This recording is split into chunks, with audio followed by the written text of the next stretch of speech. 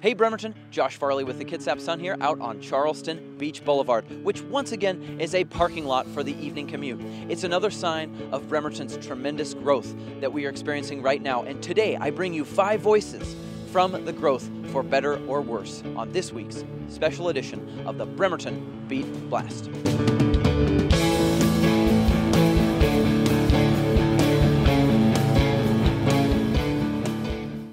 Welcome back to this edition of the Bremerton Beat Blast, sponsored by the Admiral Theater. Today, I am indeed going to bring you 5 different voices who have been impacted positively and negatively by the growth that has been occurring in our community these past few years. But first, why is this growth occurring? I would point to 2 main factors.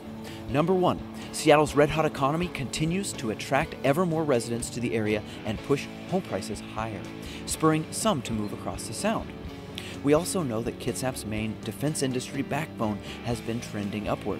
The Puget Sound Naval Shipyard now employs 13,000 people, its most since the Korean War in the 1950s. And Bremerton's Navy presence now includes not 1, but 2 home-ported aircraft carriers. As interest in Bremerton properties has flourished in recent years, millions in investment capital has been flowing into the city. In our first segment, let's talk to Clinton and Deborah Bergeron, who not only have been flipping houses and building them in Bremerton, they decided to move here as well. We're building 5 houses, and they're 2,070 square feet. 3 bedrooms, 2.5 baths. We're so excited about what is developing here in our little community. We ended up buying a home here ourselves and saw how fun it was to live here, and you could walk everywhere here, so we decided to invest in the community as well. The market is just flourishing, and so I don't see it as a competitive thing. Everybody is enough for everybody, and everybody could do the same thing if they wanted.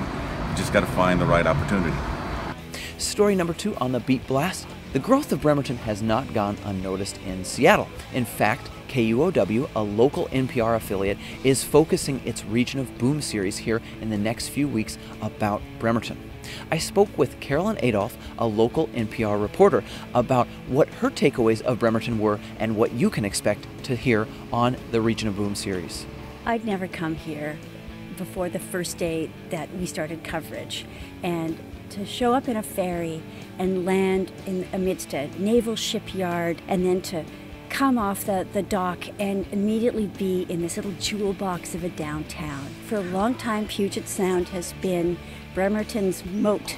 It has allowed it to be protected in large part from growth problems that have affected other parts of our region. But the other thing about it is that Bremerton, like Kitsap County, is part of our region. And this fast ferry is going to cinch that connection a little closer. What's going to happen when that happens? There's aspects of growth that are good. There are aspects of growth that are really difficult to live with, especially if you have attachment to the way that things are now. Story number 3 on the Beat Blast this week. So just who are these folks from King County and from Seattle who are choosing to live on our side of the water? Well, meet Geraldine Rep, who bought her home in Minette this past fall and is one of the many who have decided to plant roots here in Kitsap County.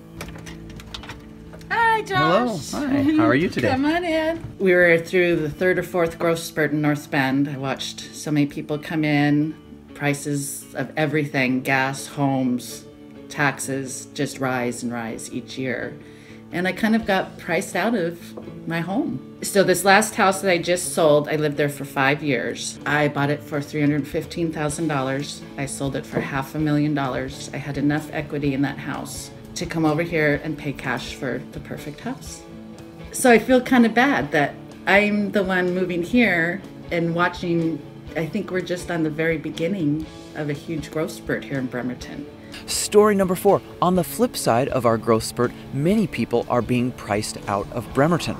Some folks have been able to find cheaper housing out in areas like Belfair, but those who stay to compete for coveted, affordable housing here in Bremerton face a rough go of it.